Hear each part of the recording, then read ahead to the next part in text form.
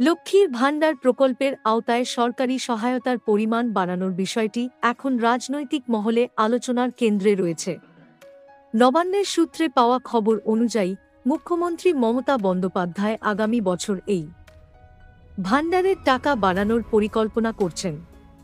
বর্তমানে দেওয়া ১,৫০০ টাকার ভাতা সম্ভবত বাড়িয়ে ২,০০০ টাকায় উন্নীত করা হবে, তবে এ বিষয়ে এখনও নিশ্চিত কোনো তথ্য পাওয়া যায়নি। রাজনৈতিক বিশ্লেষকরা মনে করছেন এ ধরনের পদক্ষেপটি আরজি-কর আন্দোলনের প্রেক্ষিতে নেওয়া হতে পারে। এর মাধ্যমে মুখ্যমন্ত্রী জনগণের মধ্যে একটি ইতিবাচক বার্তা পাঠাতে চাইছেন।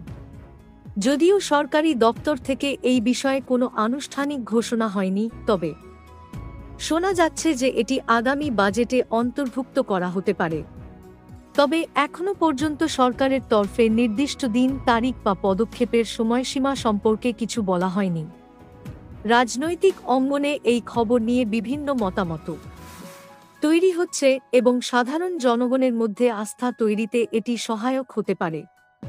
লক্ষ্মীর ভাণ্ডারের টাকা বাড়ানোর পরিকল্পনা বাস্তবায়িত হলে তা জনকল্যাণে উল্লেখযোগ্য ভূমিকা রাখতে সক্ষম হবে বলে মনে করা হচ্ছে।